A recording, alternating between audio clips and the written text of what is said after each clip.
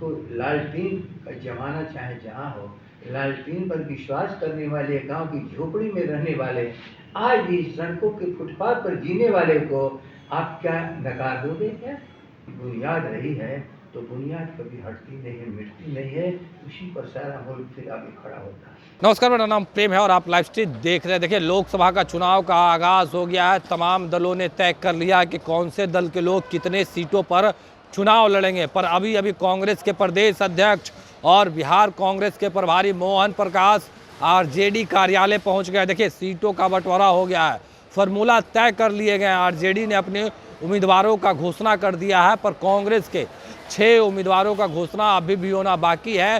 पर कांग्रेस के प्रदेश अध्यक्ष और बिहार के जो कांग्रेस के प्रभारी हैं वो आरजेडी कार्यालय पहुंच गए हैं, जगदानंद सिंह से मुलाकात कर रहे हैं और जो लोग सवाल खड़े कर रहे हैं उसको जवाब भी दे रहे हैं। देखिए, एनडीए के नेता, उनका कहना है कि आरजेडी के लोग या तो परिवार के लोगों को टिकट दे रहे हैं या फिर आपराधिक छवि के लोग हैं उनको टिकट दे रहे हैं। लालटेन का जमाना खत्म हो गया। देखिए, तमाम चीज़ों को लेकर किस तरीके से जो आरजेडी के प्रदेश अध्यक्ष है जगदानंद सिंह वो जवाब दे रहे हैं, क्या कुछ करें कांग्रेस के बिहार के प्रभारी मोहन प्रकाश, वो भी आप सुने। ये काफी सवाल। अर्थात लालटेन का जमाना सारे जमाने को लाया है।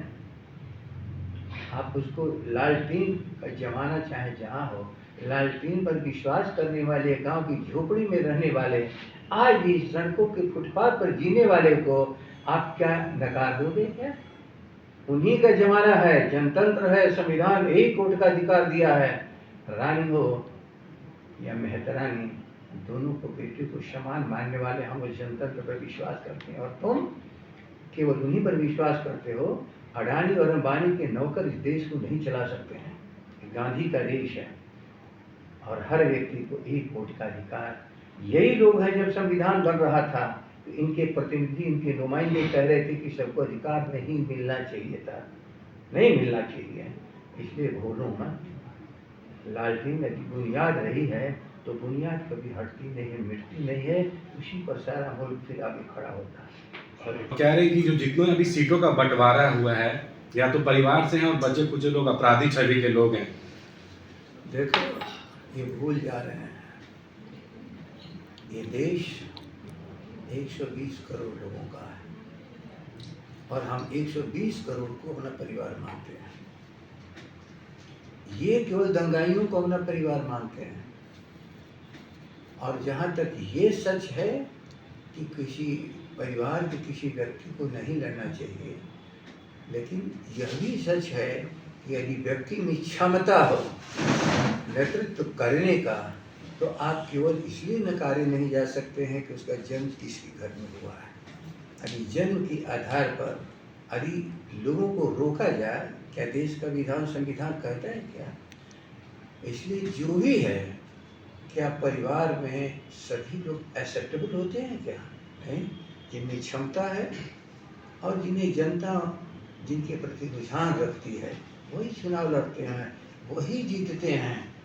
मोदी जी भूलिए मत, हम सावरकर के परिवार और गोडसे के परिवार नहीं हैं। हम एकमात्र हमारे राष्ट्रपिता महात्मा गांधी, जो उन्होंने इस देश को आज़ादी के लिए, देश को एक सूत्र में बांधा था। आपसे भी तो सवाल है कि उस गांधी जी की हत्या तुमने क्यों की? अब गांधीवाद की हत्या करना चाहते हो?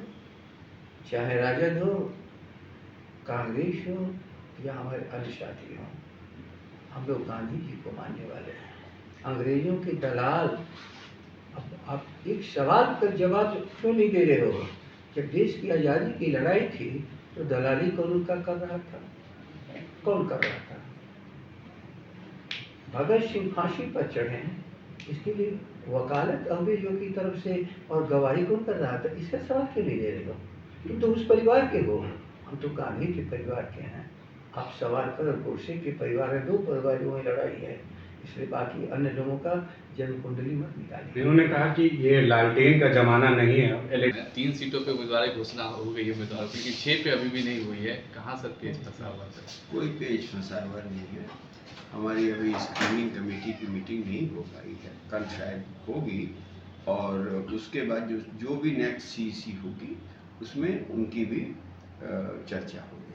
सर रविशंकर प्रसाद कह रहे हैं कि हम लोग चुनाव लड़ रहे हैं, यहाँ से कौन हमारे खिलाफ उम्मीदवार है पता ही नहीं चल रहा है कांग्रेस के तरफ से। देखिए ऐसा है, ये चुनाव अन्य चुनावों से बहुत भिन्न है। इसमें एक तरफ भारतीय जनता पार्टी है और मोदी सरकार का मतलब है इस देश के में अन्याय काल 10 साल का, और एक तरफ मोदी सरकार, भारतीय जनता पार्टी उनके सहयोगी हैं, और दूसरी तरफ इस देश की जनता है, और जनता की लड़ाई इंडिया गठबंधन लड़ रहा है, उनके साथ खड़ा है। जैसा कल भी मैंने बताया था आपको कि ये जो हमारा घोषणा पत्र है या इंडिया का जो स्वरूप बन रहा है, उसमें क्या है कि इस देश में जो राहुल गांधी जी ने यात्रा की,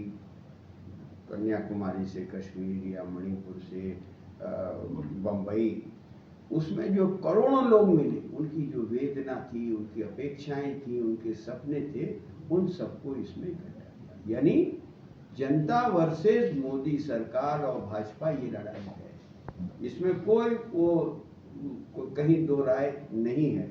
और मैं आपको दावे के साथ कह सकता हूं कि इस चुनाव में जनता जीतेगी और मोदी और सरकार और भारतीय जनता पार्टी हारेगी।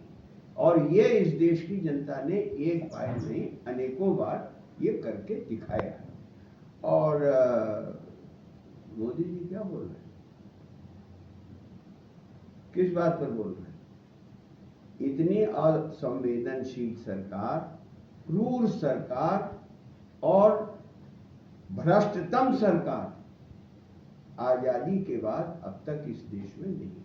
कैसे कि लॉकडाउन के समय में लाखों लोग, जिसमें मैं समझता हूं कि हजारों हजार लोग, बिहार के लोग जो पैदल चल के आ रहे हैं, दिल्ली से, बंबई से, बेंगलोर से, और पूरा देश देख रहा था कि किस तरह इस देश को बनाने वाले लोग जो थे वो पैदल चल के आ रहे हैं, भूखे प्यासे आ रहे हैं, और जरा भी इधर उधर हो तो पुलिस डंडा मार रही थी। लेकिन मोदी सरकार को या मोदी जी को वो दिखाई नहीं पड़ रहा था। ये कोई असंवेदनशील और क्रूर शासक ही ऐसा कर सकता है। आप कहेंगे करो। तो अभी आप आरजेडी के प्रदेश अध्यक्ष और कांग्रेस के जो प्रभारी है मोहन प्रकाश, उनको सुन रहे थे, किस तरीके से अपनी बातों को रख रहे, क्या कुछ जवाब दे रहे थे, वो भी हमने सुनाया है। देखिए, आप कह रहे हैं कि जो लोग लालटेन का ज़माना ख़त्म हो गया, उनको आरजेडी के प्रदेश अध्यक्ष जगदानंद सिंह जवाब दे रहे थे, और क्या कुछ कह रहे थे बिहार कांग्रेस के प्रभारी मोहन प्रकाश, वो भी हमने आपको सुना है। फिलहाल के लिए इतना ही। बने रहे लाइव स्ट्रीट को सब्सक्राइब नहीं किया, सब्सक्राइब कीजिए। हमारे फेसबुक पेज को लाइक करना बिल्कुल न भूलें। धन्यवाद।